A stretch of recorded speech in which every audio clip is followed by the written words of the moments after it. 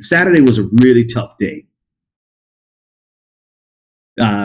Toughest for the family of Heather Heyer, who was killed on Saturday by a white supremacist Nazi.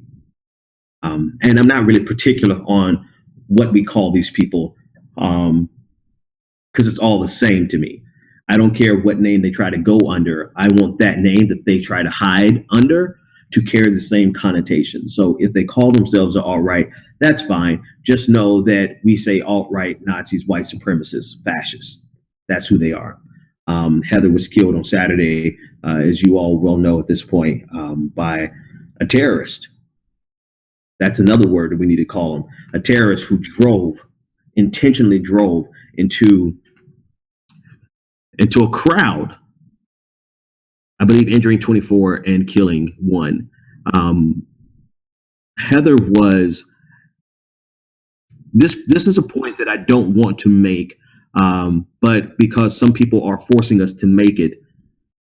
And when I say some people, I mean people on social media with significant followings, peddling a narrative that I think should have I know without a shadow of a doubt that they should not have had this narrative this weekend. But because that narrative was present, I have to say that Heather was a burner, a Bernie Sanders supporter. And because of that, because I have to say that, you should understand what's been transpiring very much just sad. It's sad. It's sad that we're having to do this to identify her as a Bernie Sanders supporter, but it's only necessary because so many people on social media, from the president of the Center for American Progress, CAP, Neera Tanden, down to all of her henchmen and trolls. These are people with significant. Neera Tanden was scheduled to be in the White House with Hillary Clinton, peddling this idea that that Bernie Sanders supporters were not present. The real tragedy is that they're even discussing this in that language. A person died, so it shouldn't matter. Our politics need to be put aside, especially our inner party part of the politics bickering. I mean, that's the last thing that we needed to do on Saturday, was to discuss the Bernie versus Hillary wars. And I'm loath to even have to identify Heather as a Bernie Sanders supporter, because it should not matter. It shouldn't. It absolutely, can I say it one more time? It should not matter. But because people have drugged this narrative in the middle of this tragedy, I think it's only fair to the memory of Heather, because she was a fervent Bernie Sanders supporter based on her social media profile. But besides that, hopefully that's all I have to say about that, because I think it's extremely disingenuous, hurtful, just petty, and it shows you how these people are, or how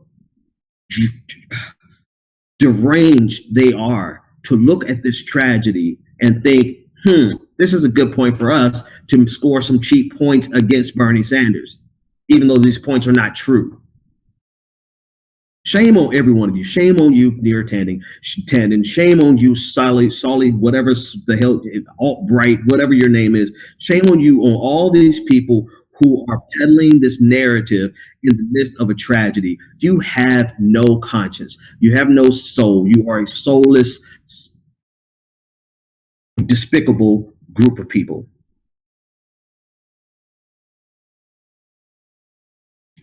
And I only say these things because, as I'm identifying the person who was killed,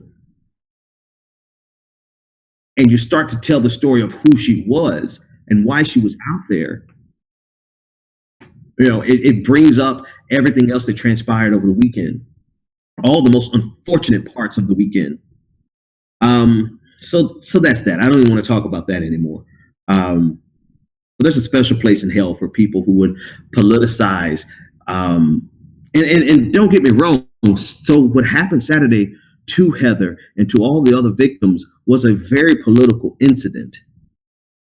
So it's not as though we don't have to talk about the politics of what transpired, but the cheap political points that neoliberal centrists were making were so unnecessary. And I mean, there was another part, I can't even remember everyone that I called out on Twitter for doing this, but it was nonstop. It was nonstop. I mean, I keep saying that's all I have to say about that, but I'm just amazed at the depth of their depravity. They are soulless. They have a singular focus, and that is the destruction of the progressive wing of the Democratic Party, of the left of America. And I don't even want those words to come out of my mouth in the context of what happened on Saturday, but we're forced to discuss it because of how disgusting they are. I want you guys to make sure, because Neera Tanden, president of Center for American Progress, was going to be probably a special assistant to the president if Hillary Clinton had won. She's a very powerful woman, influential woman, powerful enough to get Matt Bruenig fired from Demos. Very petty, small, I would say insignificant, but she's influential, but she's still insignificant in terms of the quality of a person that she is. And all of her people, all of her henchmen. And since she has me blocked, it's up to you guys to let her know how disgusting of a human being anyone who pushed that narrative in light of the tragedy of Saturday, anyone who peddled that narrative, there's a special place in hell for you. I don't even know if hell exists anymore, but I hope it does so that you can go there.